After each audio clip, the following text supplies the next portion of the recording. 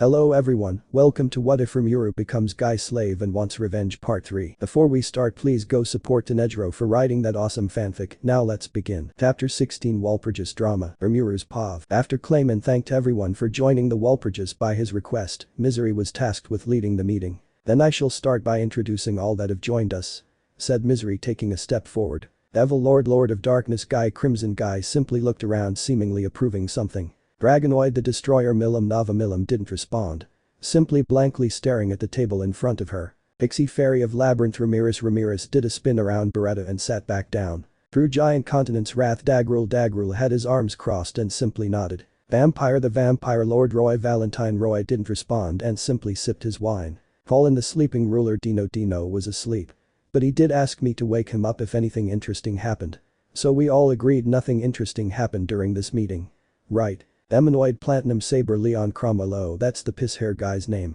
Leon didn't respond since he was too occupied by Guy giving him weird looks. Harpy Quine Sky Quine Free Fufu, let me tell you I like this one. I might even introduce her to Lumens. I'm sure they'll get along just fine. Speaking of Lumi, look at her maid dress. She looks so cute and submissive.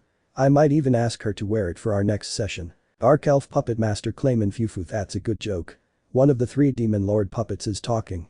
The puppet master has his own set of strings, that's a funny thought. And now with all the people here introduced, the host shall start with the opening statement, said Misery and stepped back. Thank you for the introduction. On this note, let us start the meeting.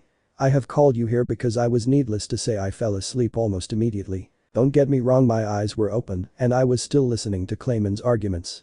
Dude, I was using the ultimate technique called not paying attention. The technique utilizes your brain's ability to think about smarter subjects and uses their smarter nature to ignore the absolute idiocy that the target is pouring their heart in to explain to you. Honestly, the so-called truth he was spitting on the table made him sound like one of those conspiracy theorists.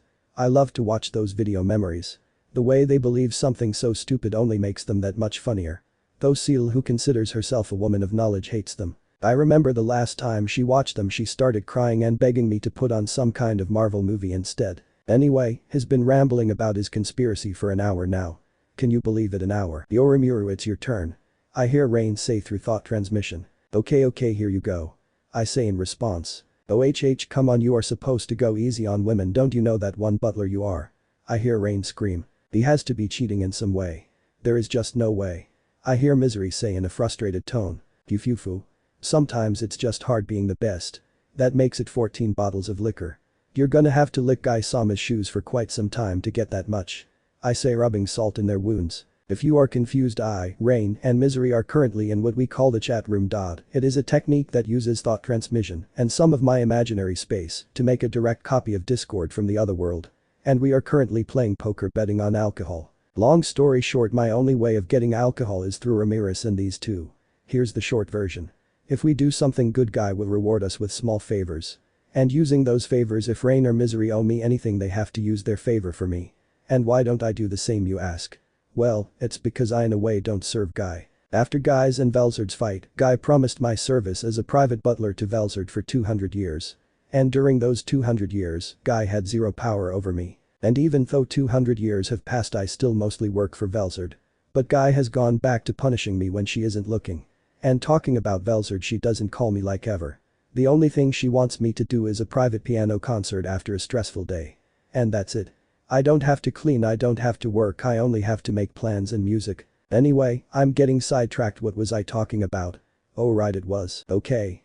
Osamu, if you consider yourself a demon lord, then you will have to prove it to the rest of us, says Guy with a smile. What was the just now? If you beat Clayman in a fight, you will be offered an official demon lord seat and title, said Guy. Oh? I see no problem with it, answered Osamu. Fufu, you had my curiosity, but now you have my attention. Rimuru, you have complete control over this entire subspace, right? Asked Guy through thought transmission. Yes, my lord. I quickly answer. Osamu was kind enough to remove the table, so make this place a good fighting ground. And make sure to add some spice to the mix, ordered Guy. As you will. I replay and start changing the subspace. I move all the demon lord seats far above the sky and start tearing apart the 10 square kilometers of grass and trees. All the demon lords, including their subordinates, jump into a defensive stance and look at me. I have my arm stretched out and am pointing at certain areas of the ground below us. And every time I point or slide my fingers, a nail landscape is being modeled. But Guy gives them a reassuring look and makes them all sit back in their seats. I ended up settling on a simple floating island and a few random structures. It spans 1.5 kilometers across and has a surface area of about 4 square kilometers. Don't fact check me on this. I suck at this kind of math and the shape of the island isn't helping. After I finish remaking the entire subspace I fake being tired and start making it seem like I'll lose my balance. I get caught by misery and rain and they urge me to sit down. All of the demon lords are too shocked to complain, since being able to create a subspace this size is already impressive. But being able to move and change 10 square kilometers isn't easy. It uses a lot of power and it's hard to keep track of all the moving parts. Now the only people left on the island are Clayman and Osamu. Soon after I finish the island the big boob I mean Shion jumps down to Osamu. Yes, it's Shion, nothing else. I swear to God I felt Seal's death cold arms on my shoulders just now. I'll just ignore it. I then straighten my back and give Guy a nod. Very well then. I declare this fight to begin, says Guy in a cold tone with a smile on his face. You foo very well. Milim, come here and destroy this Majin for me. After Clayman's words, Milim emotionlessly stands up and jumps down her landing, shaking the whole island. Now this is gonna be interesting. I wish you luck, Osamu. I think while getting comfortable in my seat. Osamu's paw. But how is this even possible? After I responded to the offer, Guy gave Rimuru stepped forward and extended his hand. And that's when it started happening. Warning. The structure of the subspace is being reconstructed. I hear a warning from Raphael and it snaps me out of my trance. What do you mean, how can someone just change 10 square kilometers this easily? The one responsible for the changes is the individual Rimuru. There is no hostility detected, so it is best to stay still. Wow, I knew he was powerful, but this is just something else. I think amazed. After a few minutes, the ground comes to halt and Rimuru looks lightheaded. He almost falls but is caught by the two maids as they sit him down. I guess this took a lot out of him. I think hoping the only nice demon here is okay. Very well then. I declare this fight to begin, says Guy, snapping me out of my thoughts. You foo very well. Milim, come here and destroy this Majin for me. After Clayman's words, I see a light pink figure hurling toward the ground. There is a loud bang and the whole island shakes. Oh crap, this isn't good. A few moments after Milim's arrival, Shion jumps down as well. Clayman calls out a weird metal puppet and his pet fox becomes the same size as Ranga. After the Shion's arrival, Ranga jumps out of my shadow calling and two other wolves. Ranga, you take care of the fox, and Shion, you have Clayman. I'll take care of Milim. Sir, yes sir, I hear both of them respond and take their positions. Okay, here we go. I think to myself and prepare for battle. Time skip. Rimuru Pav. Honestly, he's doing a better job than I thought he would. But I can see from here that Seal is helping him here and there. It's been a few minutes after the fight began and it isn't looking too good for Osamu's team. Osamu is struggling with Milim. Shion is being overwhelmed by Clayman's Roomba and Osamu's Doge seems to be in a stalemate with the fox. Oh, that's it for him. I think looking at Osamu falling for Milim's trap. She left an opening and Osamu fell for it. Though I'm not worried, Milim isn't under control and Seal would never let one of her toys break. Smack. Ooh, why the hell would you hit me? That's so mean, said a person who seemingly appeared in the middle of Osamu and Milim. But that arrow isn't that. Eldora, what are you doing here? I didn't call you here, I hear Osamu scream. Clever girl. I think, and make a grin. If you haven't guessed, I'm talking about Seal.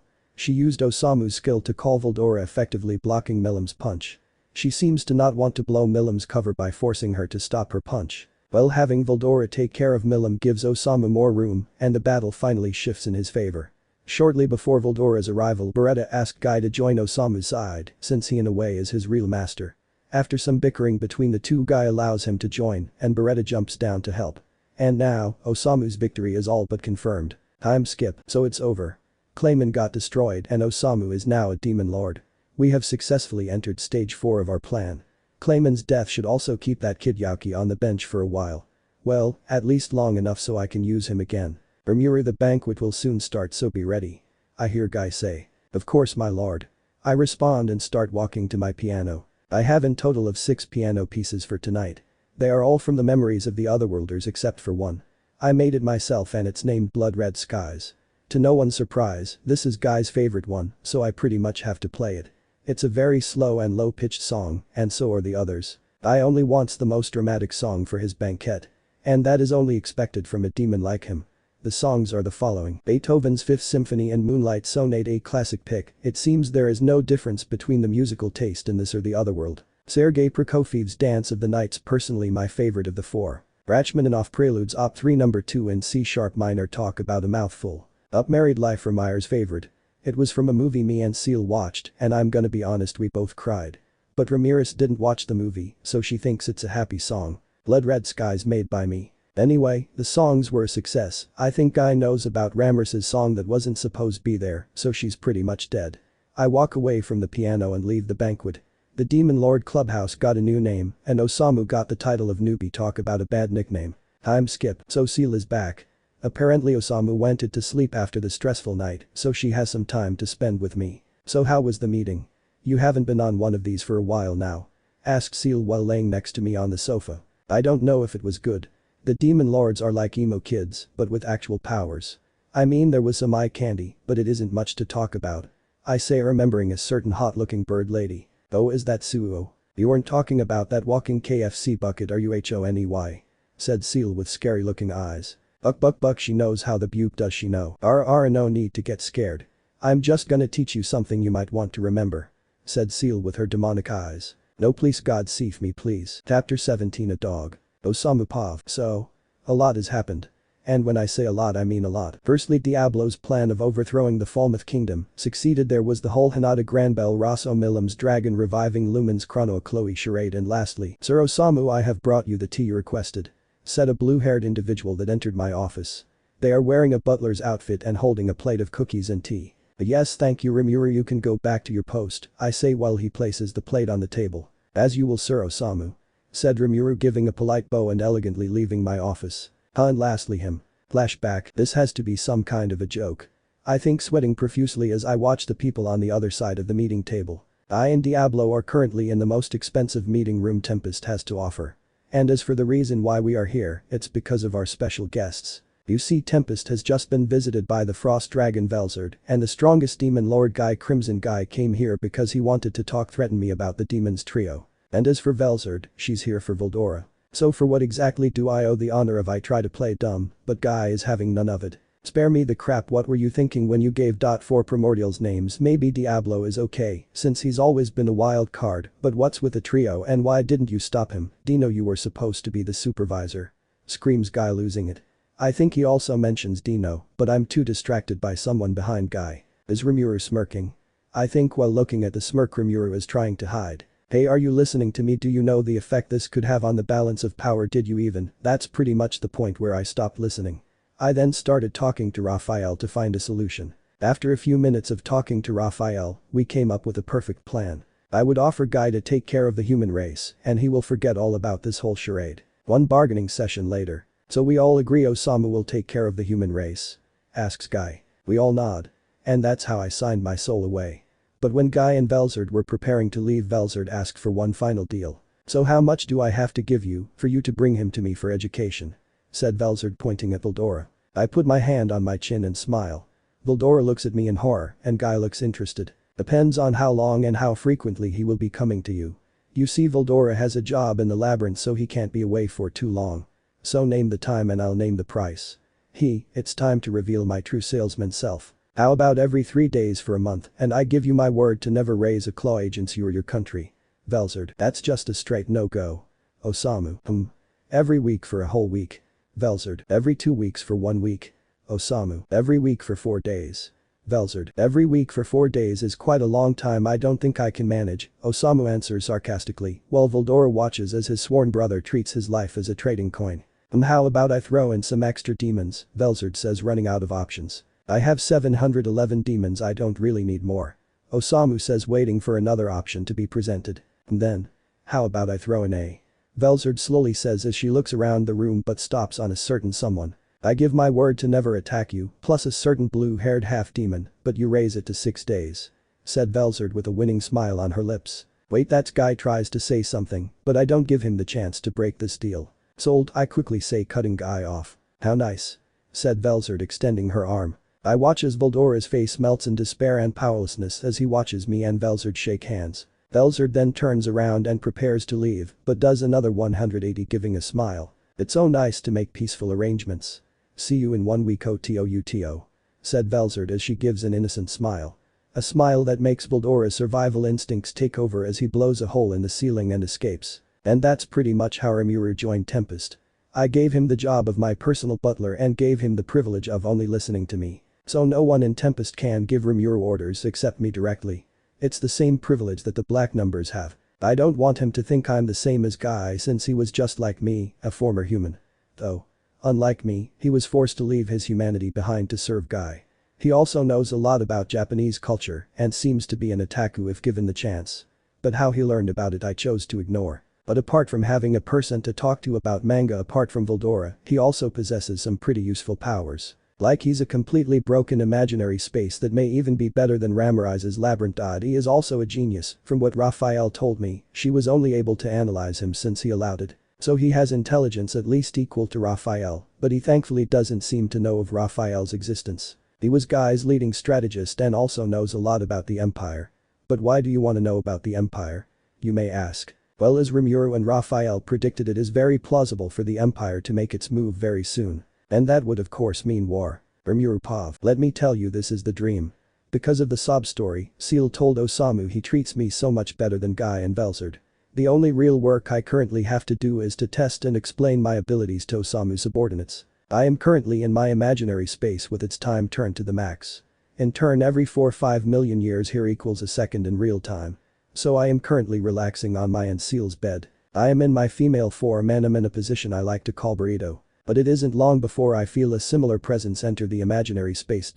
What you do? And I hear an angelic voice whisper in my ear. Nothing much, you?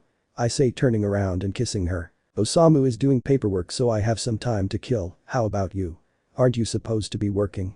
Says Seal in a teasing tone. I already did all my work, I respond with a smug-filled smile. You know. Since you work for Osamu you now technically work for me. Said Seal with a cunning smile. And that means I can make you do anything I want. Says Seal with a hint of lust in her eyes. I then slowly lean over to her ear and whisper. And who told you couldn't do that before? I say, giving her a teasing smile. Well, I just a blushing Seal tried to say, but I cut her off. You see, Seal, you are my girlfriend. There really isn't a higher authority than that. I say, giving her a small kiss on the lips. And then by my newfound authority, I order you to make some room for me.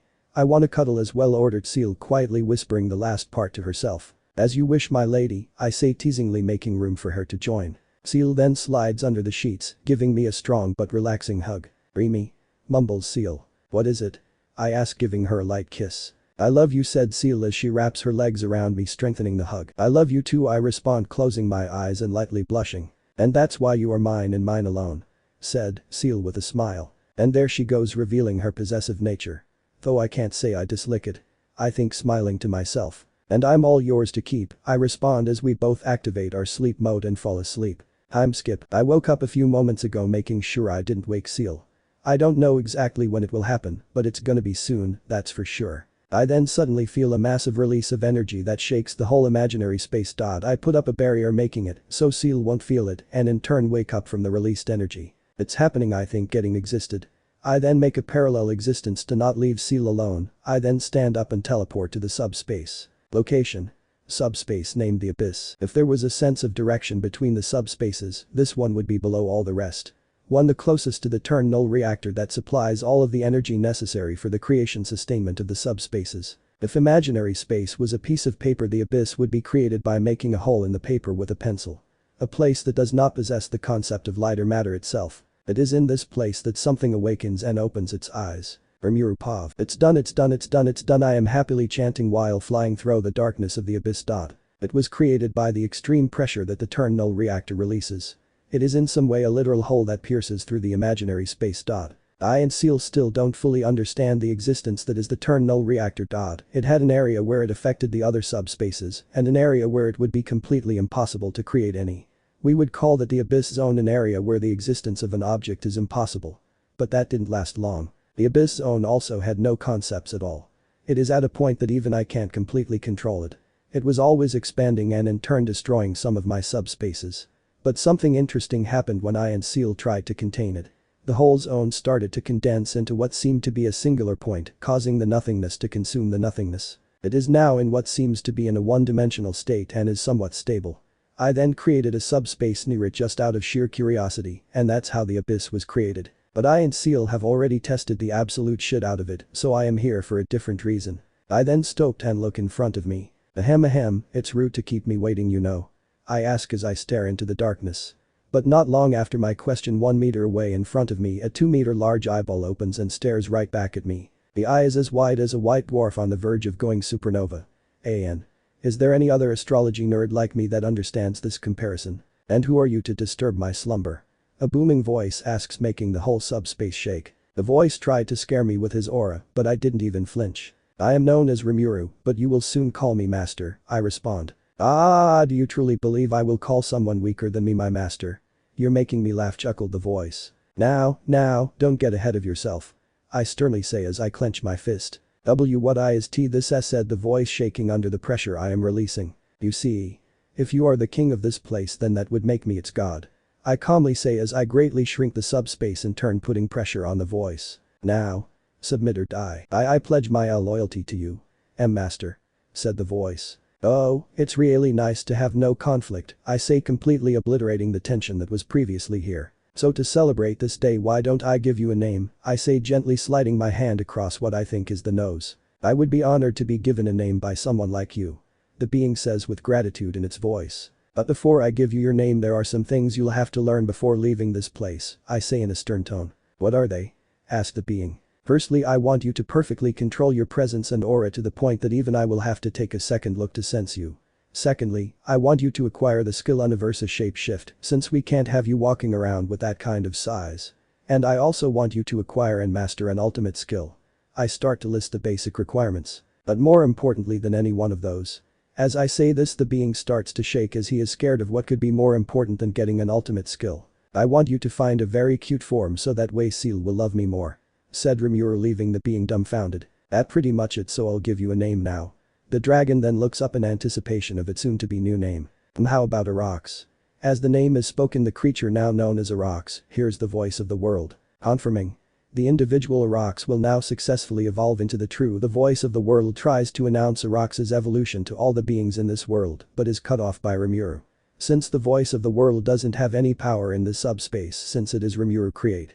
Rimuru makes it so only he and Arax hear how the evolution turned out. I am the almighty dragon Arax, one that serves my master Rimuru. I pledge my eternal loyalty to you, roared the dragon, rising from the abyss, his full size now visible. A majestic black dragon with silver eyes. His black scales are darker than the abyss and his eyes are brighter than a supernova. He has more than 300 teeth, each 5 meters long, the biggest being 9. His roar so loud it could shatter human ears from miles away, and his size 5 kilometers, while his wings span a whole kilometer. Yup. A pretty messed up looking dog, I think, smiling to myself. I'll visit you in a year. I better see some good results, I say, and leave the subspace, teleporting to my castle. I then exchange places with my parallel existence and go back to sleep. Chapter 18, The Meeting. Osamu Pav. So it's been a busy week. I had a lot of paperwork to make the labyrinth fully operational. And there was also a Dahlman's friend and his students. So all I want to do is sit back and be as lazy as possible until tomorrow's meeting. So that is what I am planning to do. I have a cup of Rimuru made tea, a plate full of Shuna's cookies, and a soft ranga to sleep on. Shuna Pav. So Lord Osamu is taking a well-deserved rest, so I have to take care of the future meeting preparations and the rest of Lord Osamu's subordinates. And let me tell you, it isn't as easy as Lord Osamu makes it out to be.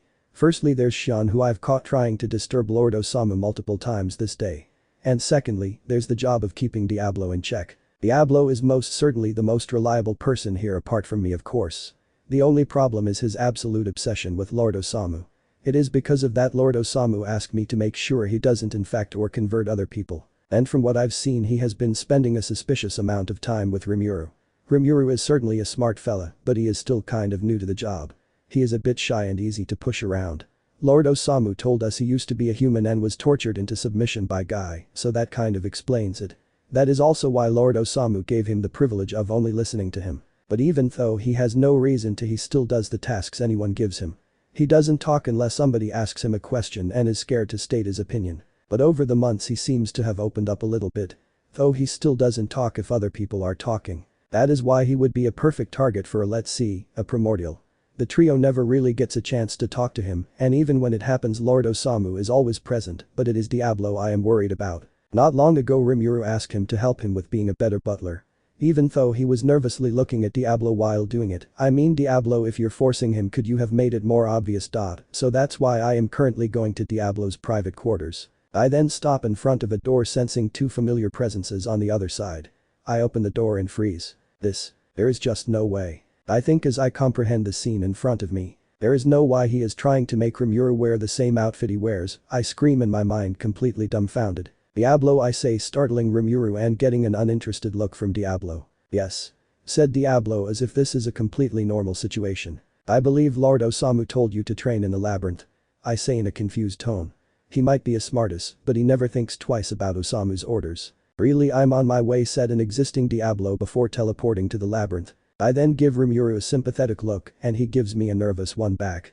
Just change into your normal clothes, will ya? I say, still dumbfounded as to why I have to be the one to deal with that demon's antics. Right away. Said Rimuru as some black mist appeared around him, changing his clothes. Time skip. Osamu Pav. Okay, so is everybody here? I ask, looking around. We have Diablo and Xion standing behind me, there are Benimaru, Gabiru, and Geld on my left. And on my right, there are the demons trio, Gabta, Hakuro, and Adalman. With our guests in front of me. There we also have Shuna and Rimuru on standby, with Valdora of course on the sofa. So Rimuru, you told us you know a lot about the Empire's military force, right? I ask, ignoring the nervous looks on our guests' faces. Yes, as the leading strategist, I know all the information Guy's subordinates gather. After some time he stopped calling Guy with Sama. I know about the divisions, their military strength, and the individual called Marshal.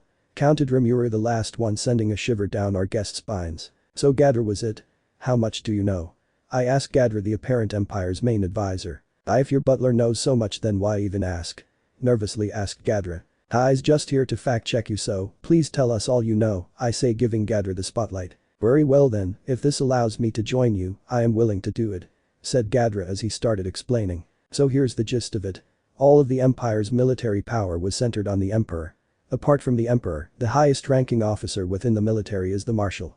Following the Marshal are the 3 generals commanding each division, selected after discussions held within the Marshal, the Emperor, and Gadra. These appointed generals will then be given god-grade equipment. Their only creed is that power is everything, which in turn makes their ranks very chaotic. But in the simplest of ways, the Empire's military is separated into 3 divisions. Armored Division, commanded by Calgurio, where science and technology of the different worlds were fused with magic technology. It is the largest division with more than 2 million soldiers. And because of its size and complexity, it is separated as follows. Restructured Armor Corps. Soldiers have been modified using technology to raise their strength and durability. Their combat capability was at least rank C+, and the elite among them even reached rank A. There are more than 700,000 of them. Magitank Force. This unit possessed 2,000 magic tanks, a new weapon they had put into practical use. The magic tank, operated by 5 people, is an unprecedented war machine that revolutionized the concept of battle. Flying Combat Corps. They have 400 airships and are the pride of the Empire, the fruit of otherworldly knowledge. Each craft could carry a maximum of 400 passengers. Of them, 50 are vital maintenance crew required to operate the ship, while the remaining crew would be engaged in defensive magic or gunning. And if all of this wasn't enough, we have 2 more. Magical Beast Division. The Magical Beast Division, commanded by Gradam, is a successful product of biotechnology. Utilizing DNA analysis technology from another world, it became possible to nurture and raise magic beasts, turning them into powerful beast knights. Each beast knight is ranked A and above by itself, and the combined strength of magic beast and riders is impossible to gauge. Despite having only 30,000 members, it is one of the most elite units the Empire has to offer. And the last one. Composite Division. The Composite Division, commanded by Yuuki, is a hodgepodge, but has a lot of potential. So they gave Yuuki the scraps, can't say I feel bad for him. I think, smiling. So is that all you know? I ask again. Yes, apart from the Marshal and the Imperial Guardians. Answered Gadra. So what do you think? I ask Rimuru. With all respect, Lord Osamu, I have lied about how much I know. Rimuru tries to answer, but is cut off by a sudden slinging sound. It was Benimaru. He unsheathed his sword, aiming to cut off Rimuru's head. Rimuru then unsheathed his katana and blocked. So you're telling me you lied to Lord Osamu?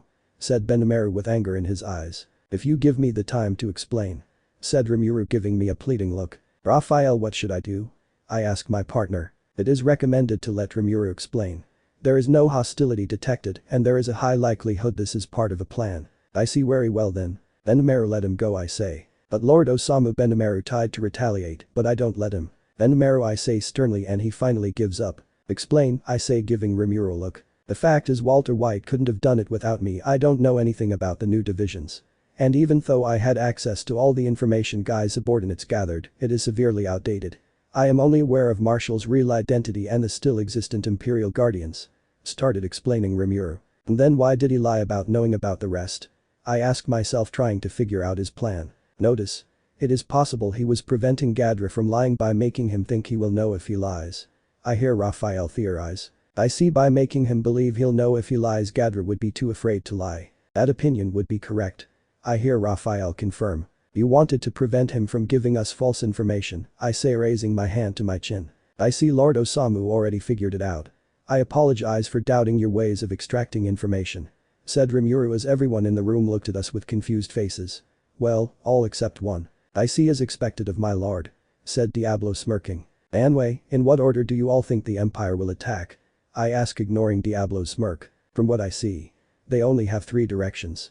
It was Benimaru who answered. Please elaborate, I say, giving Benimaru the spotlight. He is our leading military commander, so he should know a thing or two about the army attacking points. If our lord's predictions are correct and the Empire's goal are the Western nations, they have 3 options. First, they attack through the living fortress that is Dworgen, across Lady Milim's domain, or they go through the Great Forest of Jura, said Benimaru, sounding concerned about the last option. So which route do you think they are willing to take? I ask, already knowing the answer. From where they currently stand, they have to choose between the Destroyer's domain, the Unbreakable Fortress, or the newbie Demon Lord country, said Benimaru in a joking manner while chuckling. Okay, so they are gonna knock on our doors, so what do we plan to do is the question, I say, putting on a serious face. Rimuru Pav. I have to tell you, this is a 93 out of 100 working environment. All I have to do is act shy and I get sympathy from all the people here. Sure, there are some sacrifices I have to take, like acting shy all the time gets tiring, getting pushed around by Diablo isn't very nice, and Seal making a joke out of me isn't the best. But if I get to slack off in return, it's worth it. Anyway, I'm getting sidetracked. The war, yes, the war. Michael told me that Redra's ego has reached its limit. He completely lost his morals and only cares about defeating Guy. It's not like I didn't see it coming. I mean, having an ego at the level of Amana's surely isn't good for your mental health. The only reason Chloe is still sane is because of the time jump she did during the fight against the Rossos. So now that the Empire healed their wounds from when they lost against Vildora, it would make sense they'll throw a last-ditch effort to win. I contacted Michael and I'll give him the signal when we start the Operation White Wings. So the advisor Gadra is planning on trying to talk Radra out of this war, now knowing how powerful Osamu's side is. I wonder how much magic he knows. Seal always likes to analyze and try out new spells, so he might be of interest to her. So while Gadra goes to talk with Radra, Osamu plans to have multiple meetings with the other countries that are gonna be involved in the war. So Rimuru, you said you know the identity of the Marshal, right? Asked Osamu, snapping me out of my thoughts. Yes, the identity of the Marshal has been rigorously kept hidden from the public eye. From what I gathered, it is only known to the individuals Damrata, Kondu, and of course the Emperor himself. I say, building up some suspense. I then pause for exactly 3 seconds and then continue talking. The real identity of the Marshal is the Scorched Dragon Velgrand, I say with a not-so-sudden voice. What everyone? Chapter 19, The Sowers. Rimuru Pav. So it's been kinda busy the last few weeks.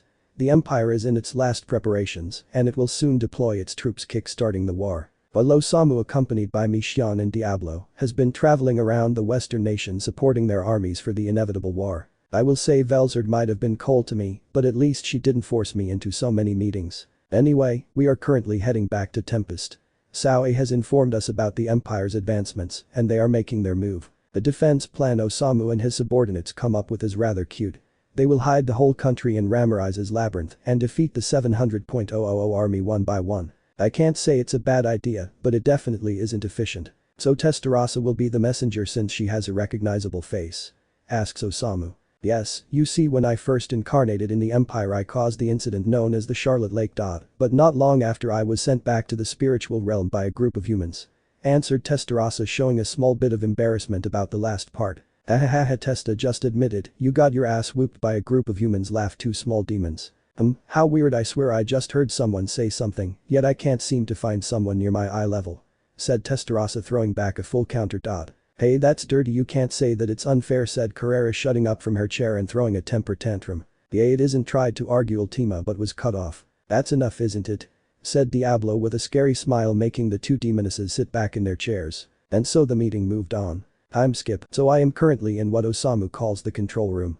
It is a special room in the labyrinth made as a commanding room. Since the plan is to kill the enemy one by one in the labyrinth, why not make your base of operation in the labyrinth itself? It is also equipped with the observation magic seal created. Osamu named it Argus. It is the same attack used to annihilate the Falmouth army. It uses water droplets and light particles to display a quality pretty close to 4K. Their plan is as follows. 1. Try to be civil and talk things out. We both know this has the same amount of potential as the Gen Z. 2. The Goblin Riders destroy the tanks, leaving only the foot soldiers. 3. Use the Goblin Riders as bait and lead the army forces to the labyrinth. Justice for Gabta. 4. And lastly slaughter the rest of the soldiers in the labyrinth. Truly civilized. So they are currently at stage 3. The Goblin Riders are already in the labyrinth and we are merely waiting for the pigs to enter the slaughterhouse. Time skip. What's up guys, it's ya, boy Rimuru here and welcome back to another Labyrinth Sower blog. But before we start, make sure to smash that like and subscribe button. In all seriousness, I was sent here to check on the 10 Labyrinth Guardians. Yes, Osamu could have just used thought transmission, but I haven't met the Guardian, so he thinks it would be a perfect time, in the middle of a battle, for me to introduce myself. You just can't make this SHT up. Anyway, I've already visited floors 50 to 70. So there are just 3 more people to socialize with. So I am currently heading toward floor 79. I can teleport, but because of all the soldiers and this level's specialty, the bugs, I ended up missing my target by a whole kilometer.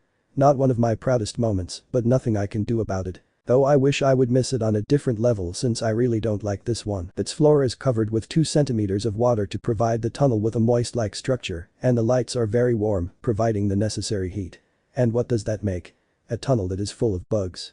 Kill me. I walk through the tunnel, my steps cruising the bugs beneath them, making a crunching noise followed by a wet splat after I hit the puddle under the bugs. The bugs are crawling on the walls and causing awful scraping noises. And since there are so many, it isn't uncommon for a bug to fall from the ceiling and, depending on your luck, hit you. And that, lady and gentlemen, are why I have a 2-meter thick barrier around my body from now on at all times. After an eternity I finally make it to the boss of this area, Pedo. She is a nice lady, and as long as you praise Osamu and her so-called children, you get out without problems. Next up is the fox Clayman had at the last meeting, you know, the guy that is now 6 feet under respectably. I was told to leave the beetle for last, so that's what I'll do. From what Seal told me, she belongs to the 9-tailed fox clan. I mean, the clan is no more, but she is here, so I guess it isn't completely extinct. Though she is now facing the toughest challenge yet. And that is fighting for the affection of her master Osamu. From what I've heard, she even proclaimed herself Osamus's #1 pet. That does remind me of a certain doggy I know. And yes, he might be an abyss dragon, but he is still a cute little doggy in my eyes. I can still remember how his existence started. It was a simple experiment I made. Over the years, Seal gathers a lot of information about the dragon Veldora, most specifically his dragon factor core. It is truly interesting, as long as the concept of the dragon exists, he or she is immortal. So in the case of Veldora, as long as there is the concept of the storm, he will be able to reconstruct his body and soul endlessly. That complete concept is the dragon's dragon factor core. It doesn't matter if it is deleted or stolen, since that is only a spiritual psychical manifestation of the concept that it is the storm, heat, cold, and so on. So that is what I tested. If a dragon is created after a dragon factor core materializes and gets a concept, then it is good to go. So I made a convincing copy of what should be an empty dragon core factor and threw it into the microwave, the abyss, at the max settings and waited. So after a long time, maybe 14,159, 26,535 years of being near the absolute weirdness that is the abyss, the core took on the concept that is the abyss. So as long as the subspace abyss exists, Arax is just as immortal as the true dragon race. I wonder how his training is going.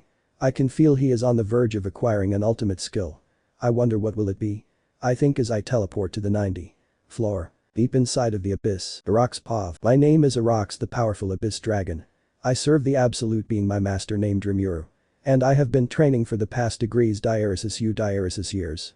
The world that I have been born in does not possess the concept of time, so it is hard to know the exact number of years I have spent here. I have been able to acquire the skill Universal Shape Shift and have been developing a smaller form that should be to my master's preferences. But I am currently focusing on attaining an ultimate skill.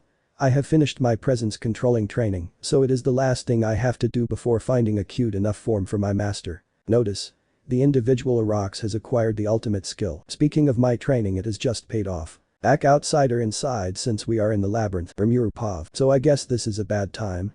I think while watching the scene in front of me, I see fox-eared women fighting with what seems to be a completely black version of a fully grown 9-tailed fox. And this seems to be pretty emotional. So I'll just take a seat and wait for her to wipe the floor with a human controlling the black fox. Also, I have to say, the fox's evolution sure brought some, how do I put it, interesting curves. I think, smiling as I watch the fox-eared women bounce around the room. No bad Rimuru, if you don't get your mind out of the gutter, I'm sure she will get you. I say to myself, almost feeling the future wrath I would have faced. Shamelessly ignoring the topic, she seems to be doing alright. She defeated the black fox and only has the torture part left to do. Time skip, so that wasn't awkward at all. She finished the guy by hanging him on her wall as all sane people do. And gave me her attention. We talked for about 4 minutes and I left. Now all we have left is Zijin. I know a lot about him since Seal wouldn't shut up about her perfect creation. Just what until she meets a rocks, oh just wait. So I guess I'm here. I think as I stand in front of a 16-meter door. Talk about exaggerated, you know, some may say he is compensating for something. But I guess we'll never know. I say, shrugging my shoulders. So I teleport to the other side of the door. You know I'm not gonna wait for that to open. It would probably take a whole day. So what won't the other side, you may ask? Well, this is an R-rated story, so I guess it's okay. What I see can be best described as a mountain of bodies with literal rivers of blood.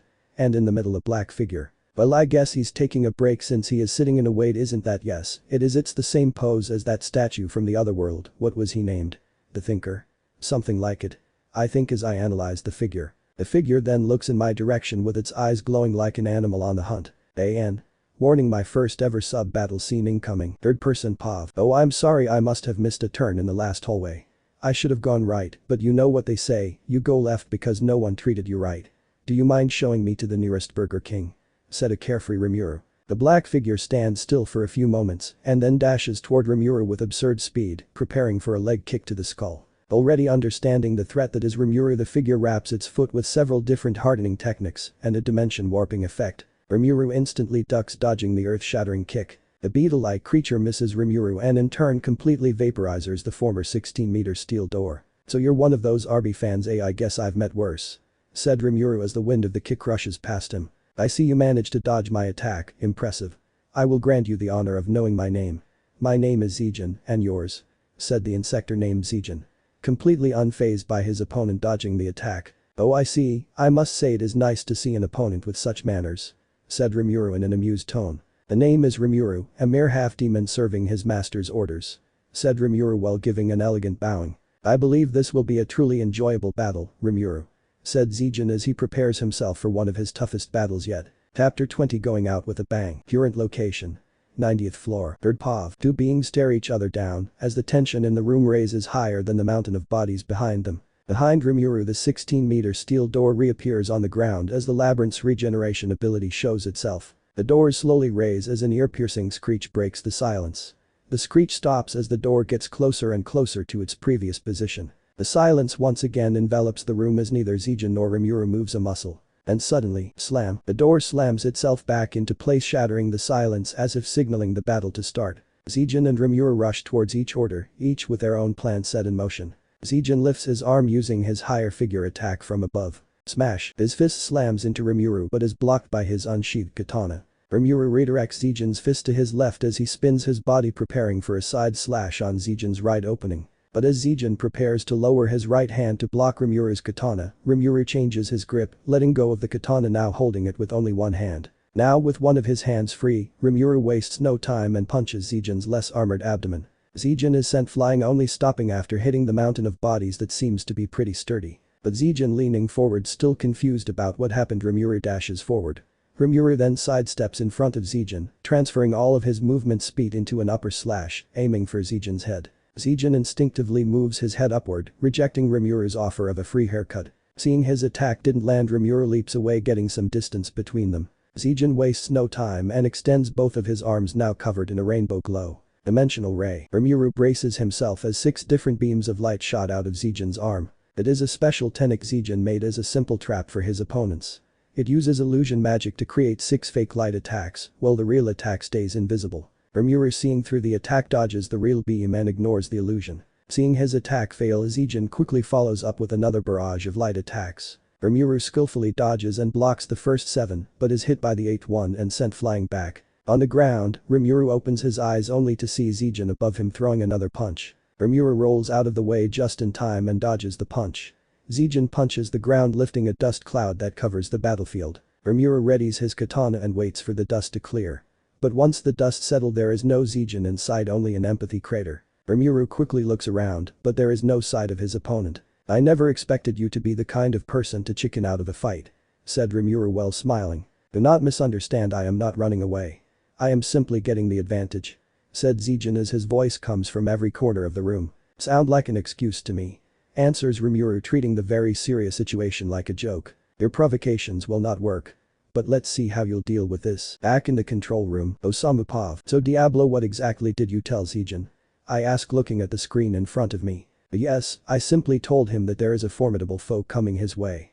Answered Diablo with his "what did I do wrong" look. And may I ask for your reasoning?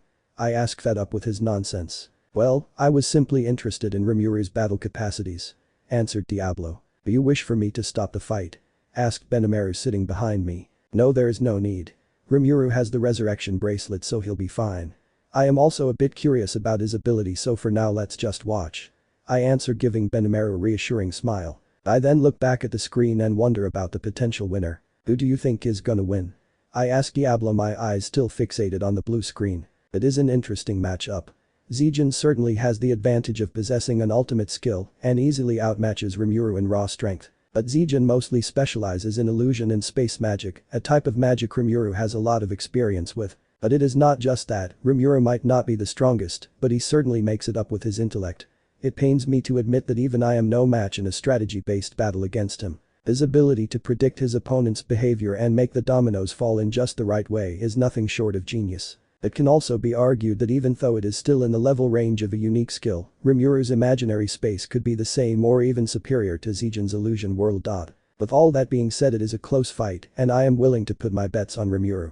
Explained Diablo, stating his opinion. I guess he's right. It does seem to be a pretty close fight.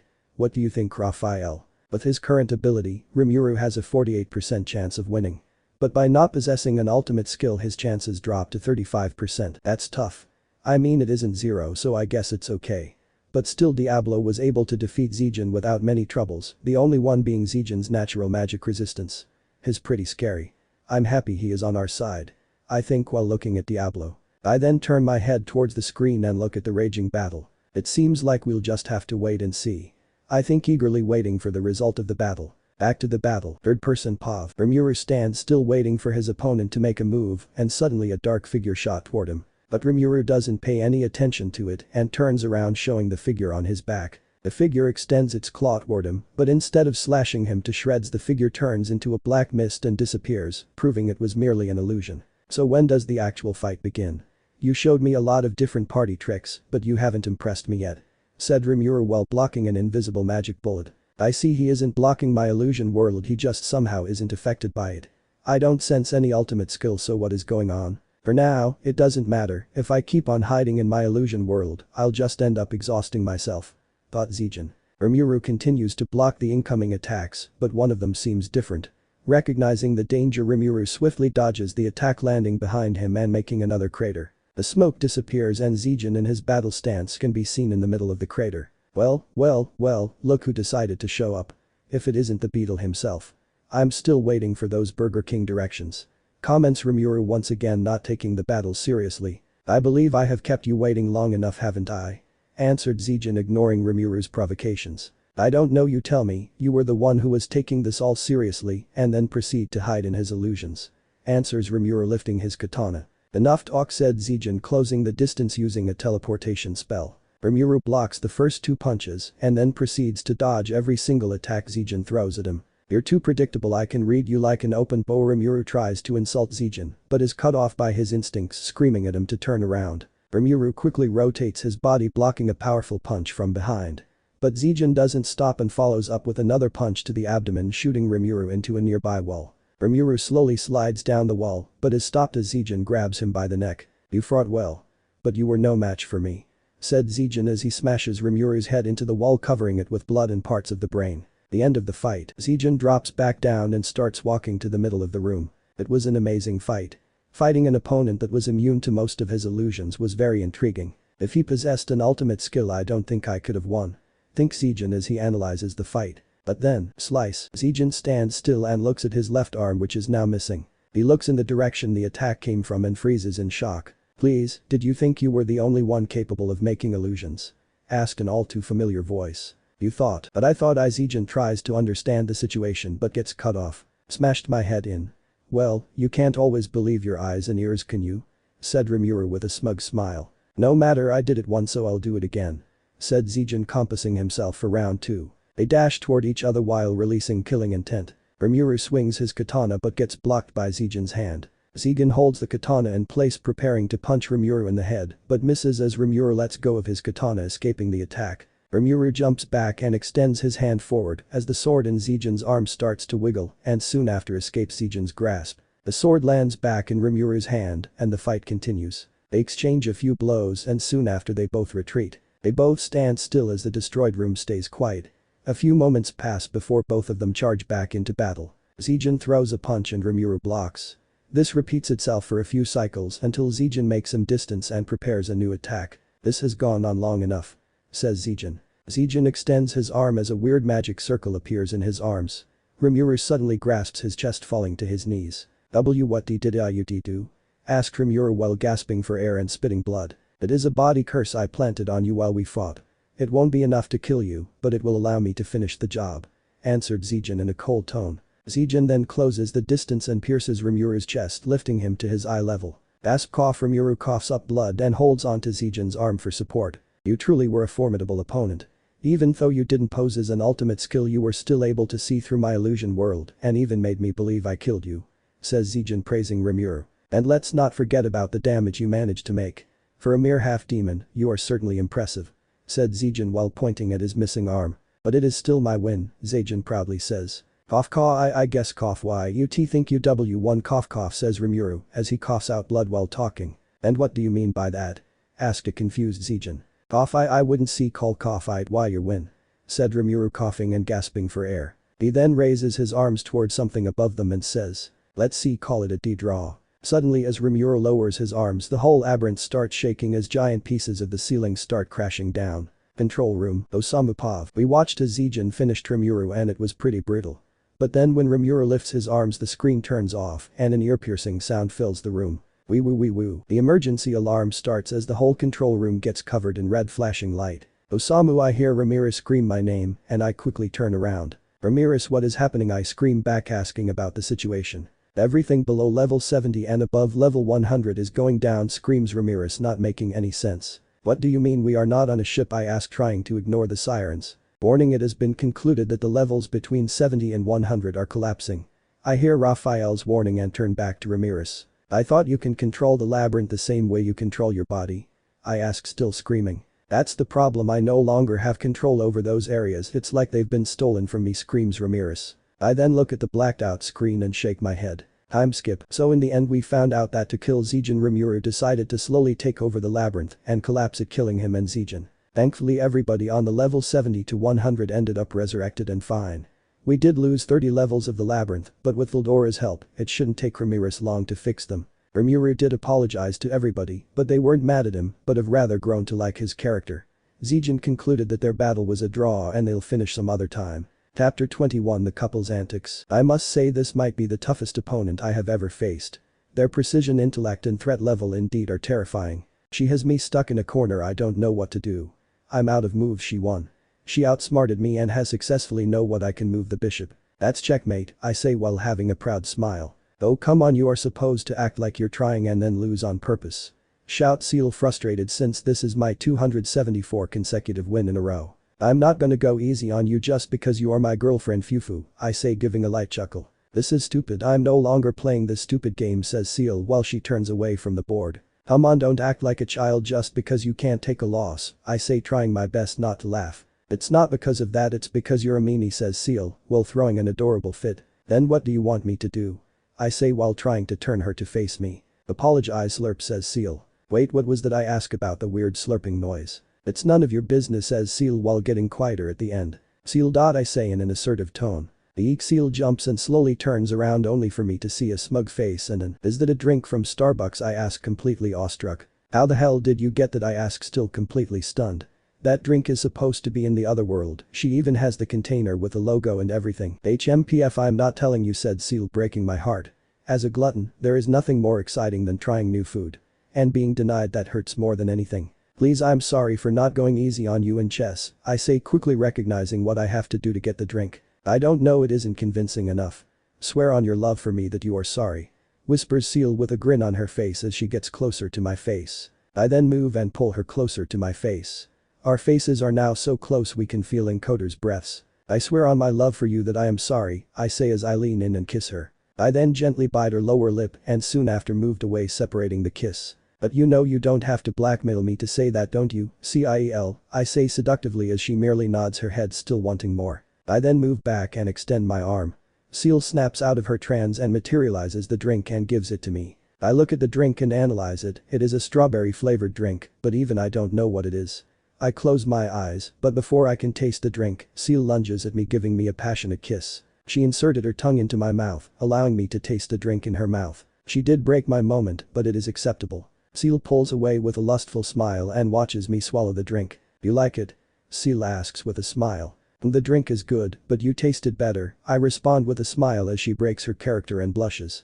She then turns around and buries her face in the pillows. I try and say something, but am interrupted by a thought transmission from Arax. What is it, Arax? If it was anyone else I would have ripped out their tongue by now, I say in an angry tone. I have finished my training and have prepared a form you may like. Answers Arax in a scared tone. Oh, you're done? Oh, that's just great. Okay, I'll come and pick you up. Answers Rimuru as all the anger gets washed away by the idea of making Seal happy. The abyss, Arax Pav. I have just sent my master the message and I am now waiting. It is truly weird how this form has affected me. I think as I remember my transforming experience. Master was kind enough to have given me some memories of other animals in the outside world and I have been tirelessly trying to pick one worthy of my master. In the end, I have narrowed it down to two potential winners. The first is the nine-tailed fox and the second is what the Sosamu guy calls a tempest wolf. In the end, I pick the wolf since it doesn't matter since I can change my form, so if a need ever arrives, I can easily turn into any other creature. Despite all of this, I am now in my true form as a true dragon of the abyss. I have also been able to manifest my will of being as awesome as my master and in turn, have acquired the ultimate skill Reflection Lord Kagami. It has many different abilities but more on that later. I suddenly feel a sudden disturbance in the non-existent waves of the turn null energy and quickly realize who it is. I am honored to be blessed by your presence, Master Rimuru. I quickly respond to not leave Master waiting. Oh, you don't need to be so formal with me, Rimuru is just fine. Said Master as he scratches the back of his head in embarrassment. If you so wish, I say giving a nod that using my size could probably blow away 3 houses. Okay, now that that's all done, tell me about your ultimate skill. Said Rimuru-sama with a proud smile on his face. Okay, don't mess this up.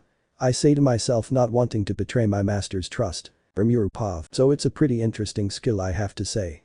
Arax got the ultimate skill Reflection Lord Kagami and it has some pretty op abilities. Ultimate skill Reflection Lord Kagami. Perfect copy allows the user to copy opponent's abilities' attack patterns even when they don't use them or they try hiding them from the user. Full counter, an area around the user that perfectly reflects any attack. Lost ego, if an individual is weaker than the user can shatter the individual's sense of self, effectively killing their ego. Mirrored world, a pocket dimension that copies the aspects of the real world, bending them to the user's will. If the word copycat is an actual person, it would probably be Arax.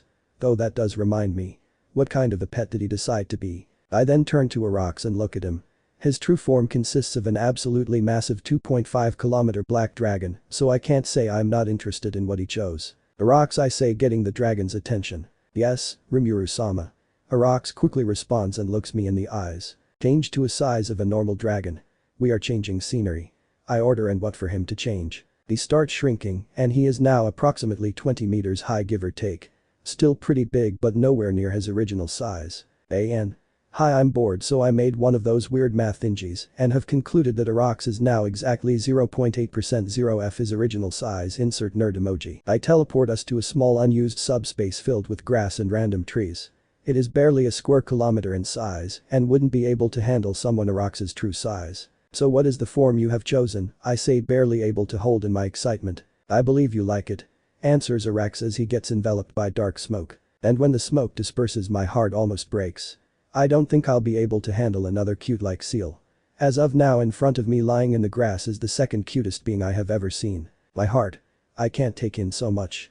If it wasn't for Seal I would have passed out by now, but I'm holding on strong. Ever since I saw Asamus's dog Ranga, the first knew I wanted one for myself, and here it is. Rimuru-sama, are you okay? Arax asks with a worried face. It's fine, I just need some time. I then straighten my back and recollect myself. Okay, is there anything wrong? Do you feel different or anything? I ask Arax to make sure. I have experienced something of a shift whenever I change my form, as if I don't only change my body, but also my thinking process. Like when I am in my female form I feel far more relaxed and calm, but I can quickly lose my composure and explode. Seal also prefers my female form since she has a much better chance of dominating me while I am a female. But if I focus enough I can regain my normal thinking and act completely the same with only my body changing. I do feel a lot shyer and am having a hard time staying still. Arax replays to my question, but is cut off after I lift him up, placing him inside my hoodie. He is super soft and warm, so he's perfect for this. The feeling is very similar to putting on warm clothing with a soft pillow under them. Just, in this case, the pillow is Arax and the warmth is coming from him. Anyway, you ready to meet Seal? I ask Arax, as he does seem to be a lot shyer as a Tempest Starwolf, but he seems to be doing okay. I believe I am prepared, said Arax as he hides in my hoodie with newfound determination. Okay, let's go then, I respond and teleport us to the room Seal is in. Back in the living room, Seal pav, I guess he's done, I think, as Remy teleports to the abyss. He is by some unexplained phenomenon completely unaware of me knowing about that dragon's existence. But I would rather die than ruin his surprise for me, so he'll play along. I have been trying to analyze different kinds of ways to heal Remy's mind, and they have been working wonders. In the past week, he hasn't experienced any depressing nights and has even gotten what humans call good sleep. Even though his mind was on the verge of collapsing many times, he never lashed out at me in any kind of physical or verbal way. He always put on a smile and hide the pain from me. It has come to a point where even he himself believes he is okay. And I don't want him to do that. I don't care if he beats, insults or even kills me, as long as he is happy afterwards. I know it wasn't in vain. That is why I made many measures to give Remy some time to heal. I gave Osamu the idea and an opening to take Remy under him. Altered the atrocity that was supposed to be the dragon core. And many other smaller things so he would be put in a safer environment, and I believe that dragon may be the best one of all. Introducing another member into our small family is a move I have been contemplating ever since Remy had his previous breakdown. No, let's not think about that, let's just focus on the current matter. Having another person, or in this place, a dog dragon by his side, will give him a bigger sense of security, and I would be lying if I didn't just want a pet. Oh, here they are. I think as I feel a similar sense of space bending behind me. Seal, guess what I have, Remy says in an existing tone. He looks so cute. No, Seal, focus, you never knew about the dragon, and this is your first time seeing it. I say, snapping myself out of the endless beauty that is Remy's smile. What is it? I ask in a perfect I don't know what is happening voice. Okay, you can come out now, said Remy with a big smile as a small puppy pops his head out of the hoodie. That right there is what I never want to lose. That smile. I think as I look at him, almost passing out because of the cuteness overload. I then block the thought transmission Osamu was about to send to Remy, making sure to keep this moment lasting as long as I can. Isn't he so cute, says Remy with a smile while he lifts the puppy in the air, visibly more excited about him than the person he supposedly did this for. He sure is, I say, touching my face and realizing I am smiling. Haha, I still don't know if this is me loving him or just me being a monas, but in the end, it doesn't matter. I love you and I will do anything for you. Rimuru. I say, vow this deep in my heart and chuckle to myself. Confirming. An oath has been pledged. Chapter 22 Evolution Festival. Rimuru pav. So Osamu ended up calling an urgent meeting. From what Seal told me, he has gathered enough souls to evolve 8 subordinates. So in short, he is about to make a festival to celebrate, and at the end of the festival evolve his subordinates. Seal also told me she didn't involve me in the evolution list, since I don't have a reason to show more power than I already have. I have enough power to destroy all the true dragons at the same time, so in my eyes all this evolution festival does is give me 100,000 free souls. But to this world, I am still only at a power level of a sub named primordial, so if I want to show off more power without getting people suspicious, I have to act like I evolved. But since Seal didn't tell Osamu I have the potential to evolve, there is no point in worrying about that. I get snapped out of my thoughts as a certain white primordial joins my walk to the meeting place. How's it going, Rimuru-san? Asks the white primordial Testarossa. After I won the fight, Agent Zijin and the demoness trio wanted to fight me, and after each one of them lost they started showing me more respect. Of course, Diablo didn't challenge me since I would just lose in the end, making it a hassle. Even though I don't like being looked down upon since it reminds me of a certain red-haired demon, I still want to stay the second strongest. Nothing much, just walking to the meeting place. How about you, Tess? I answer her with a simple smile. I've grown to like the demoness trio including Diablo, so it seemed that the only real shithead of the primordial demons is the red one. Herrera and Ultima might be a bit childish at times, but they are always fun to talk to. Testarossa is actually very caring and nice, so if I was to pick I like her the most. And this is definitely not because she reminds me of a certain silver-headed red-eyed beauty. And Diablo? Well, we have a predetermined relationship. What, am I not allowed to walk next to my coworker without a reason? Tess laughs teasingly. So I just what until the meeting is done, I'll help you after, okay? I say, understanding the reason she came here. Thank you so much, I bet I'll defeat you this time. Said Testa as she teleported to the meeting room. As I continue to walk down the hallway, I have been spending more and more of my free time with Asamus's subordinates, but I am only really like the demons. When the time is right, I might even invite the trio to be my subordinates. I reach the meeting room and enter through the staff door. Every meeting room has a staff room where all the snacks, desserts and tea are stored for the meeting. It is also the place the staff uses for easier access to the guests. And it is certainly a place I as personal butler must use. And it is for that and only that reason that I use this door, and definitely not because I always steal some snacks when Shuna isn't looking. I enter the meeting room, my mouth filled with some delicious shortcake, and walk toward my position behind Osamu. There are in total of 7 people besides me already here. There is the demoness trio, Diablo, Benimaru, Sae, and Shuna in the back. We are still waiting for the rest to come when Osamu asks me a question. Rimuru? Osamu suddenly speaks to me, breaking the silence. Yes, my lord. Where are you named by, guy? Osamu asks, catching me off guard. As the question is spoken, everybody in the room turns their attention to us, curious about the answer. To answer your question, no, I was not named by Lord Guy, I answer in a calm tone. Though the answer seems to only cause more questions. Then who was the one that named you? Ultima suddenly barges into our conversation, asking the million-dollar question. Well, I belong to a subspecies of demons that is called a half-demon. I evolved from a saint to a half-demon by achieving conditions that I do not want to talk about. I say as I make a dramatic pause. The responses were all different. Benimaru, Sae, and Osamu all gave me a sympathetic look, while the demoness trio tried their best to contain their anger. From everybody here, only Diablo seems to be calm. As I am now, I am unable to be named as I still possess a soul similar to humans, leaving me with an enormous gap of power any normal demon can achieve by being named. It is also the reason why I can't join any primordial lineage. So I just use my human name. I also forgot my last name a long time ago. I see, so that's the reason you aren't a part of Guy's lineage. Murmured Osamu, deep in thought. Do you think there is still a way for you to evolve? Asks Carrera. I believe there is no such thing as 100%, so there might be a chance, I say as I raise my hand to my chin and look up. Okay, then that answers that. Says Osamu, abruptly ending the conversation. That was a weird question. Well, no point in thinking about it. I think as I lower my hand and wait for the rest of the executives to arrive. After a few short minutes, the rest of the executives arrive and Osamu begins the meeting. To start, I would like to thank all of you for making time in your day, since this is really important to me.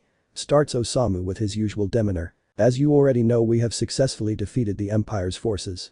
After Osamu says this, the room gets full of cheers that soon quiet down. It is for that reason that I wanted to celebrate with yet another festival. After Osamu's announcement of a festival, the room yet again fills itself with praise and cheers. Alright, settle down, I also have some rewards I will be giving you for your efforts at the end.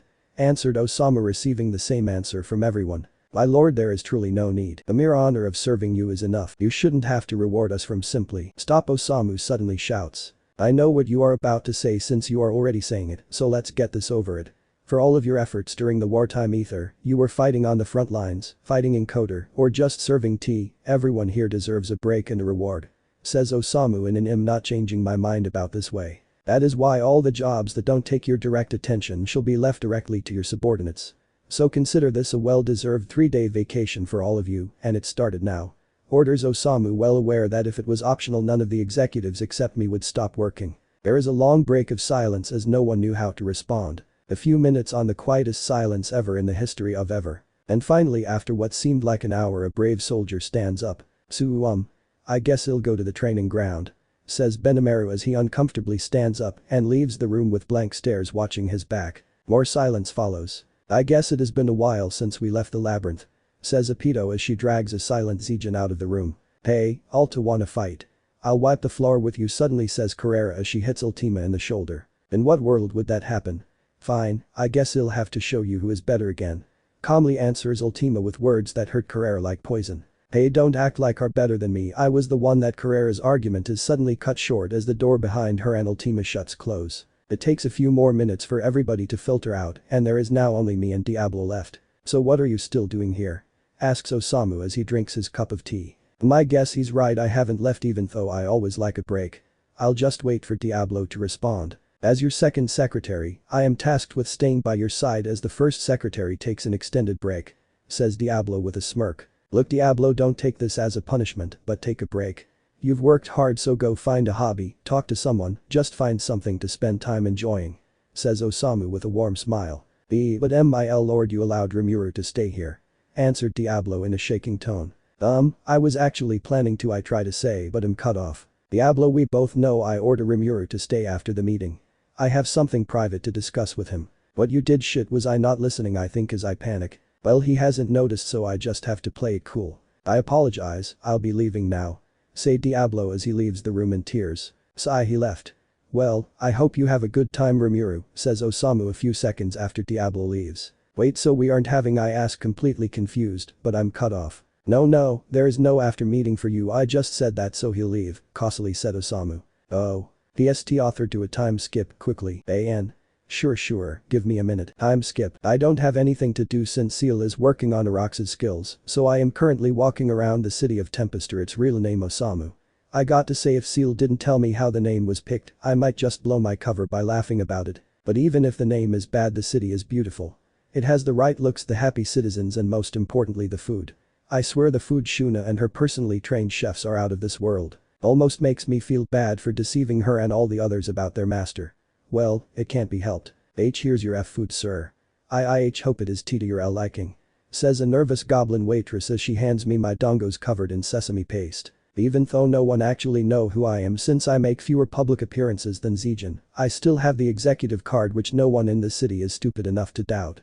It also has the nice thing of not having to pay when you are ordering something in Tempest, well, as long as it is under 2 gold coins, which is still a lot. I bite into my dongos and almost die from the taste. It's oh good God knows where Osamu found sesame plants for this paste, but I thank him for it. He and Seal said there was no point in giving him all the memories about the food we got. Of course, it was important. With the freedom I had before I became Osamu's butler, it would have taken me decades if not centuries to find them, yet here they are gently melting in my mouth. I'm sure that if I told Guy it was for cooking purposes, he would have given me the resources to find it, but if you think I'm sharing something as good with him, you are surely mistaken. Leaving the topic of good food, the city has many things to offer in the name of entertainment. There is the labyrinth, the collusion, and there have been a lot of rumors about the screen Gabiru and Vesta used in their presentation. But I don't care about all of it, I only care about defining Guy and quickly leaving this world with Seal by my side. I could do this right now, but I want me and Guy to have some private time during our final showdown. That is also why I have Osamu here. With the personality Seal created for him, he'll make friends with pretty much anyone. So when the showdown begins, everybody focuses on him and ignores Guy. Well, everybody except for Velzard, that is, but I have a plan for her. Bam bum bam bum bam bum. My thoughts are suddenly overruled as the bell signals the pinnacle of the festival. All the people who haven't already been waiting in the Colosseum close their shops and run towards it, hoping they aren't too late. I guess I got lost in my thoughts. I say as I cast quick travel and teleport to the Colossians backstage. Everyone has already gathered, with me the only one left. Thankfully no one gets mad at me, since they are too excited about the present Osamu is planning to give them. The gates open and we all walk to the center of the collision with loud cheers following us. Osamu starts with some opening words, and the newly named Evolution Festival begins. In short, got a privilege. Almost everybody now has a title, and Osamu has evolved into a total of 6 subordinates, with Benamero on standby, who also got married. Twice. So there is now only Diablo left. Osamu is pretty hesitant to evolve him since he would become stronger than him. Probably the first time Osamu actually thought before naming her in this scenario, giving a title. But Osamu will stay Osamu. Diablo, you shall now be known by the title of Demon Lord, announces Osamu as the Coliseum erupted in cheers. The air around Diablo suddenly darkens and he is enveloped in a dark aura that covers his whole body. After a few moments, he completes his evolution and smiles. Well, saves me the troubles of doing it I think, but I suddenly get called. Rimuru, come forward, Osamu says as the crowd is left confused about who I am. Wait, is he planning to? No, this is probably just a Seal. Why yes, Rimi. What is it? Innocently answers Seal, knowing what she did. Did you lie about recommending me to Osamu? I ask, completely bamboozled. What? Did I really? I'm quite sure I said I did. Oh well, I guess the chance is gone now. Says Seal with a grin I can see from here. Oh, when I get my hand on you, you'll. Rimi better pay attention to what Osamu is about to say. I picked the name for you, I hope you like it. Says Seal with that same smile plastered on her face. We both know we can talk for centuries and not even a second would pass. I try to argue, but she cuts the communications through the soul corridor. Oh, when I bet my hands on her. Oh, is she going to regret it? Sigh. No point in being mad, it will just prove her teasing worked. Breath in, breathe out. I think to myself, calming down the most mischievous thoughts I ever had. I'll just return the favor tenfold. I think as a certain red-eyed beauty goes paler than her hair. Now Rimuru, you might have been here for only a few months, but your knowledge and skills have been more than helpful. Praises Osamu, snapping me back to reality. But no matter how useful that information was, it brought its fair share of chaos with it. Continues Osamu. I think I know where this is going. I think as I listen to him. That is why from now on you shall be known as the Chaos Creator, announces Osamu, as the crowd, still confused as to who I am, goes wild. Proceeding to evolve the spiritual and physical bodies. Success. I hear Seal's voice, and she announces my evolution. Since this is out of WOTW League. This is just an evolution I receive every 100 years because of the turn null energy my real body is being exposed to. Seal just held the evolution under control and is leaking a small amount of the power that is evolving my real body, making it seem as if I am evolving. Black energy envelops my current body and causes the area to darken. There are small cracks forming under me as the area of the damage slowly increases. I wait for a perfect amount of time and after a few moments completely suppress the energy, making it seem like I just got it under control. After a few more seconds I remove the black fog and act a bit hasty since I can't be bothered to act like I suppressed the whole evolution. I start walking and I start to fall down. Diablo then caches me and after confirming with Osamu, he teleports me to the labyrinth. Chapter 23, The White Pigeon. Rimuru Pav. I feel a familiar sensation as my body teleports. Diablo lays me down on the labyrinth floor and stands up. He then raises one of his hands and starts creating a multi-layered illusion barrier. After the barrier is complete, he applies the effects of his ultimate skill Azazel, Lord of Temptation, and turns to me. It has been done, my lord, Diablo says as he puts his left arm on his chest and kneels in front of me. I open my eyes and gently float up using gravity manipulation. So how do I start? I guess I'll start by congratulating you on your evolution. I say as I gesture to Diablo to stand up. I must say it hasn't made me any worthier of serving such divine presence as yourself. Says Diablo as he stands up. I bet at least some of you didn't see this coming, didn't you? I did sprinkle in some hints of Diablo serving Rimuru in the last chapter, but I think it is an okay twist. As dramatic as ever, honestly I made him change the way he describes me so many times now I lost count. I think as I think back at our first encounter. Flashback. So I guess that just happened. There are only two more people I have to meet now.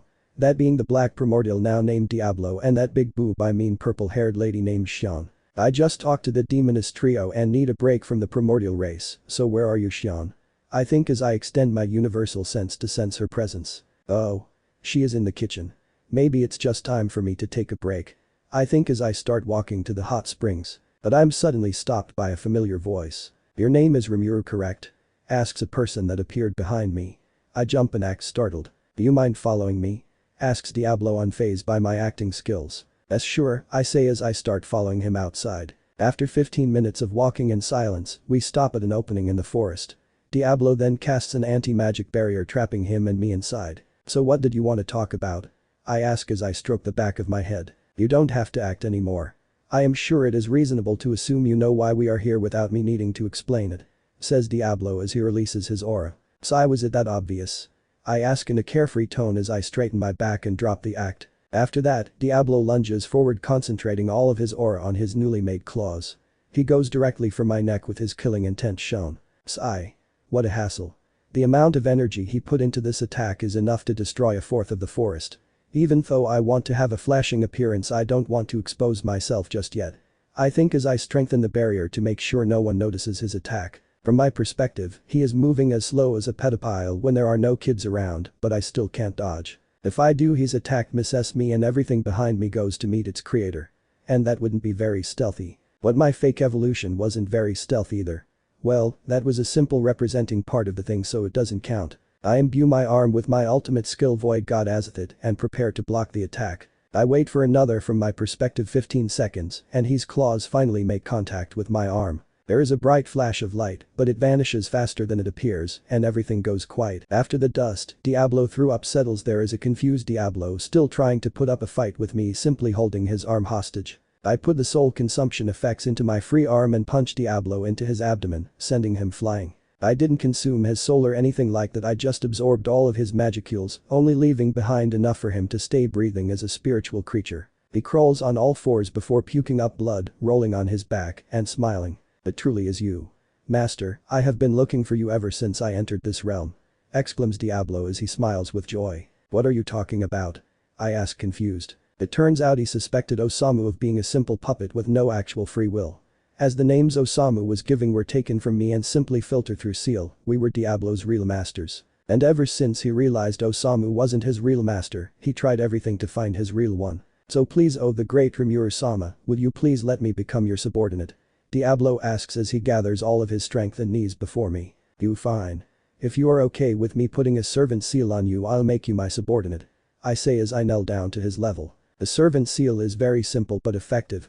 When placed on an individual, if that individual ever willingly betrays their master, their soul shatters, killing them instantly. Of course, if I was to ever betray a being as perfect as you, I truly do not deserve living. Says Diablo as he once again lowers his head. Fine, since you now work for me, I'll name you the proper way. Your name is now Diablo.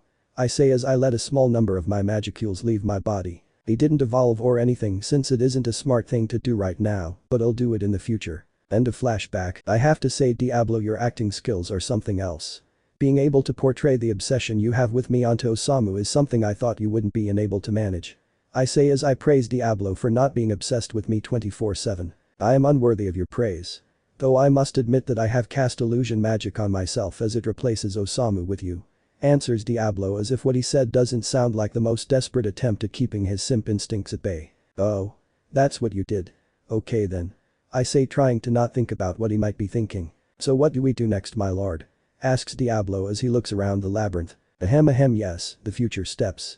I say as I regain my composure. You told Osamu it'll take some time for me to evolve, right?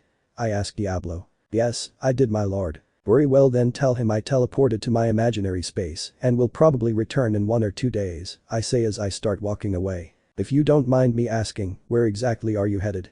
Asks Diablo in a curious tone. I'll be off to visit an ally. Well, I guess I should call him a kind of alter ego, but it depends on a few factors. I say as I teleport out of the labyrinth. Location. Royal Garden. Birdpath. In a beautiful blossom tree-filled garden, we can see a figure with golden hair sitting in a meditating position with its eyes closed. His name is well known to the masses, the first hero, the Emperor, but only a few know of his real name, Rudranam al-Nazca. But the great Emperor Rudranam al-Nazca isn't the man he used to be back in his prime. For thousands of years and hundreds of resurrections, he is but a shell of his former self. But he is not alone, as there is a dark blue beauty named Velgrind laying on his lap. Her beautiful hair is dancing with the wind and her eyes are shining with happiness. As she feels the love of her life awakens. Morning, Velgrind. Says the man with a weak smile on his face. Morning, honey, how was your nap? Velgrind asks as she leans forward and kisses him. It was okay. Hey, can I ask you a favor? Says Rudra as he returns the kiss. You can ask me to end the world for you, and I would do it. Answers Velgrind with a scary amount of confidence in her voice. No, nothing that extreme. I was just wondering if you could put up a soundproof barrier around me and leave the garden for a bit. Asks Rudra with a smile. Oh, now I wish it was the destruction of the world. Says Velgrind with a sad look, but puts up a barrier and leaves. Rudra Pav. No, wait. Why did I do that? I don't want her to leave, I think, as I look at Velgrind's back. No, wait, I never wanted to stay with me, please, I think, but I suddenly hear a voice. You remind me of my relationship. I'll make this right when I finish my business with you. Says an unfamiliar voice behind me. What is it, an enemy? I can't let them, I think, as I quickly turn around to face the enemy. But before I can see their face, I black out. Rimuru Pav. I feel bad for the guy. If this was me with Seal, I wouldn't be able to handle it. So causing this pain to someone else bugs me. When Michael fully takes over, I'll help both of them as a sorry. They are real lovers, so they'll probably be very happy. Plus, with that golden-haired boy being his reincarnation, I have half of my work already cast out for me. I think as I watch Michael take over Rudra's body. If he was to do that 200 years, Rudra would have himself killed, but that isn't the case now. It is truly a blessing to see you here, Master Rimuru. Says Michael as he fully turns towards me. I apologize for not welcoming you properly, but as you see, this body is in a weakened state and any more added pressure could awaken Rudra's ego again. Explains Michael in an emotionless tone. No, it's okay. The only reason I'm here personally is because I just happened to have the time for it. Plus I never got to meet you in person. I say as I sit in front of him. Then, seeing that my time of suppressing Rudra without him remembering is very limited, is it okay for me to ask why you are here? Asks Michael. Yes, your stage appearance is closing in, and I have come here to discuss the final details. Those being when do you take over, what you do, and how you do it. I explain as I create a cup of tea for each of us. I would be honored to have this discussion with you. Answers Michael, reminding me of a certain black primordial. So seeing we don't have all day, let's make it short.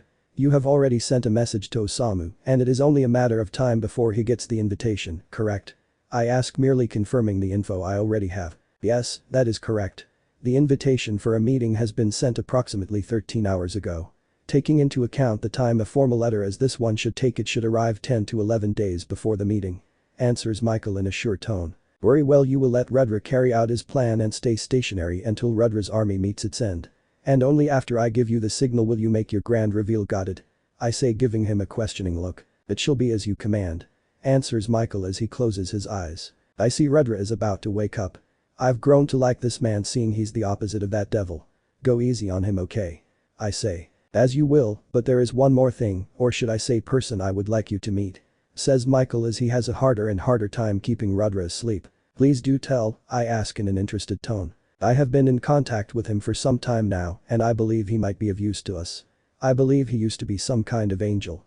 Says Michael. Interesting if what you say is true. Then this just got a lot more intriguing, I say as I smile to myself and teleport out of the garden. Chapter 24, the letter of invitation. Rimuru Pav. So I have to say he was way more disappointing than I thought he would be. Instead of meeting an archangel, one who served the creator himself, I meet the sad-looking crybaby that is the man, or should I say phantom, named Feldway. But a useful individual is a useful individual, so I told Michael to make Feldway his vesicle for when Rudra's body inevitably falls apart. Anyway, back to the current situation. Help me, I am currently in a situation that can best be described as booked.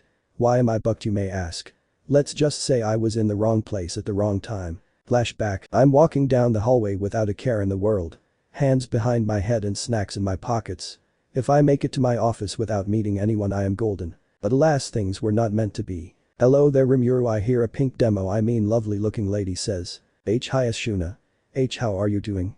I ask as the non-existent sweat rushes down my face. When it comes to Shuna, she's so scary, she is only second to Seal when she's mad. Do not be fooled by her nice looks. She is a wolf in sheep's clothing. What may I do for you on this fine morning? I ask, trying my best to not shake in fear. Oh, such nice manners. You know I sometimes forget how nice you can be.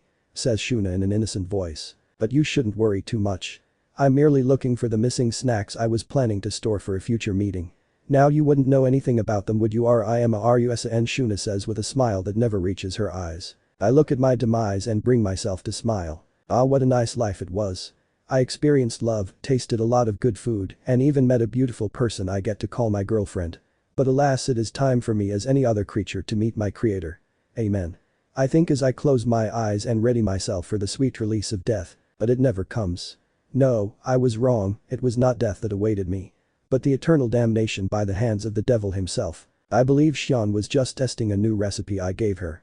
She doesn't like to use her skill when she's practicing. So seeing as you are so hungry all the time, why not test out some food she made? Says Shuna with an innocent smile as she walks past me. End of flashback. I now stand before the woman herself as she brings me a bowl filled with what can only be described as the abyss of Hades. As the cries of the lost souls escape the bowl of misery, I merely smile at my bitter end. I pick up my silver spoon and scoop up a mouthful of Xian's cooking. If this truly is the end, then I shall bring down the whole ship. I think as I look at the lost soul beside me. It was Dinejro. I meet him in the hallway to my damnation, so as any good friend, I dragged him down with me. Please, I have 2 wives. Why did you bring me here? Says Dinejro as he pleads for mercy that will never come. It is what it is.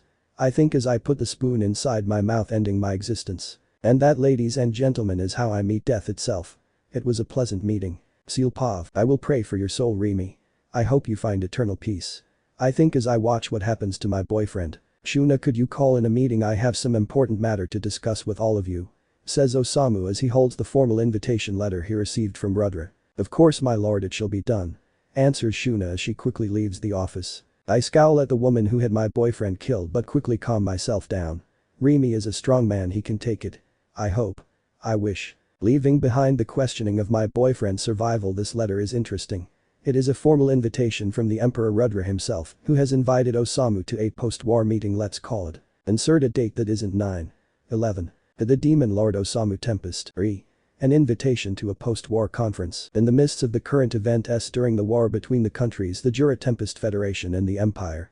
We have invited the leader of the Jura Tempest Federation, the newbie demon Lord Osamu Tempest, to a formal post-war conference in which we will be discussing. To make things short, it is a sad attempt of trying to sound cool after losing a war. Sure, there is the whole haha we will attack you during the meeting part that Rudra, or should I say Veljan, thought of, but the writer of this letter doesn't know that, so it's still sad. So Osamu called a meeting to talk about the letter, but I can't be bothered. I open my eyes and find myself in my usual place, Osamus's soul.